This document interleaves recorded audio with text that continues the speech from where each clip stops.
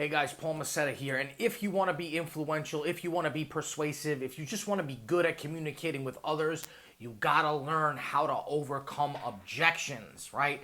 People are gonna resist, people are gonna object, people are gonna be difficult, they're gonna outright tell you no at certain times, and that's why I devoted an entire section to this book, the Street Persuasion Playbook. You can grab a digital copy of this book.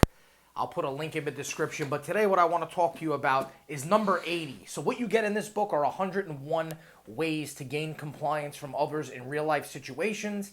Today, I'm going to give you number 80, which is how to implode somebody's past decisions.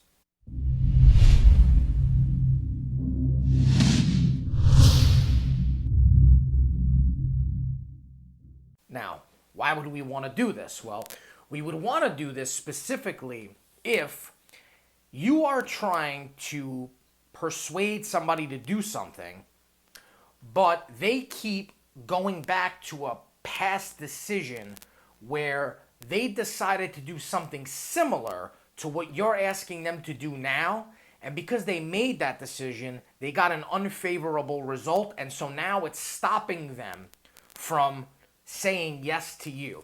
So here's the deal, right? Like in life, sometimes we think that the most logical thing to do is to present an airtight argument against somebody, citing statistics, facts, data, evidence, whatever, that completely proves the other person wrong, right? And we think that in the process of doing that, we're going to change their mind, that they're going to look at all that stuff and they're going to go, wow, you know something, you're right, and they're going to change their mind. Now look, sometimes that does happen. It depends on the context, environment, and circumstance. But in certain circumstances, even when you present an airtight argument, even when you present proof and evidence that the decision that you're asking them to make now isn't the same as the one that they're comparing it to, or that their judgment is flawed in some way, shape, or form, the other person is still going to defend their previous decisions, right? And there's a reason for that. And the reason for that is that human beings are emotional creatures, right? We make decisions based on emotion, and then we use logic to justify those decisions, right? And so what you're asking them to do is see things logically, but they don't see things logically. They see things emotionally. And one of the most emotional decisions that people make are to defend their beliefs or to defend their past decisions, right? And they do this for a number of reasons. Maybe they don't want to seem stupid. Maybe they don't want to seem foolish. Maybe the complete opposite. Maybe they have decided that they were foolish and that they made a bad decision, and so now they've committed to being a smart, intelligent person who scrutinizes and analyzes things and never rushes into things anymore, right? And so now they've created that belief, right? And now they're going to defend that belief, right? The belief that they are a sound decision maker, that they don't do things hastily, and that they don't jump into things and rush into things, right? So all of these different beliefs create resistance for what you're asking them to do.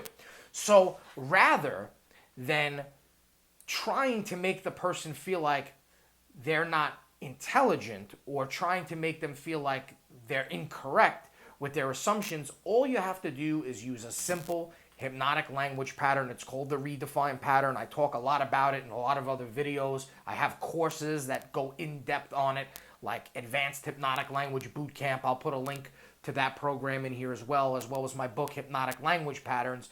But this is a very powerful pattern because what it does is it shifts the person's frame of mind from where it is right now, from that place that's stopping you from reaching an agreement with them to where you need it to be.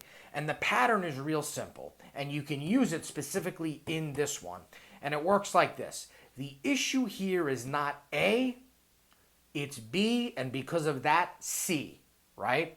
And what we could do is we can bring this down a little bit in this context, and we can just use the A and the B. We could say the issue here isn't A, but how we can both move forward by B, right? And if that doesn't work, the person objects to that or says something back, you could say, look, that's correct. You had A, but what do you think we can do so that B and C can take place, right? So what you're doing is you're identifying and you're addressing where their current state of mind is, but then redirecting them to where you want them to be. So look, here's a perfect example.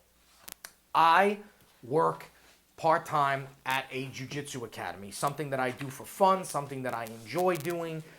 Jiu-jitsu is a big part of my life, and part of what I do there is I give a free intro lesson. I introduce the person to our academy, I introduce them to jiu-jitsu, and then I try to enroll them. I try to make them a member, right? So then there's a sales situation that takes place. And oftentimes I get objections and resistance from people.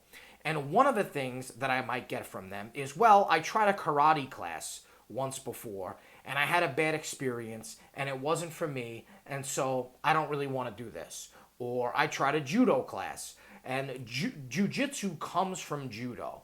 Jiu-jitsu takes place primarily on the ground. It's ground fighting, but judo involves elements of trips and throws where you can get the person to the ground. So we do use a little bit of that. Problem is, sometimes people think that they're the same. Sometimes people think that all martial arts are the same, right? So what could happen is a person goes and takes a judo class and they're like, you know what, I tried out a judo class, I got thrown and I hurt my hip, and so I don't think I want to do this. Well, what I could tell them is, the issue here isn't that you don't want to try jiu-jitsu, it's that you tried judo. And so what I want to do is show you how jiu-jitsu is different than judo and how you don't have to worry about injuring yourself in that particular way, but how you can still learn some sound self-defense techniques. Let me show you how we can do that, right? So I'm addressing their current state of mind, but I'm showing them how it's different than really what the issue at hand is, and then I'm moving them into that direction. So let's take an example where the person isn't comparing something completely different. Let's say they tried a jiu-jitsu class somewhere else, right? So it's not judo, it's not karate, it's not something different, it's something that's exactly the same. And they say, hey, you know what? I tried out a judo class once before. I'm sorry. So let's say they say, okay, I tried out a jiu-jitsu class once before, and the guy that they partnered me up with beat the hell out of me, and I walked home, and I could barely get out of my car, and I woke up the next day, and my body was killing me, and I felt like I injured myself, and blah, blah, blah, blah, blah. So what I would say to them is this. The issue here is not that jiu-jitsu is going to make you feel like that, but that you were partnered up with the wrong person. We don't do that at our academy.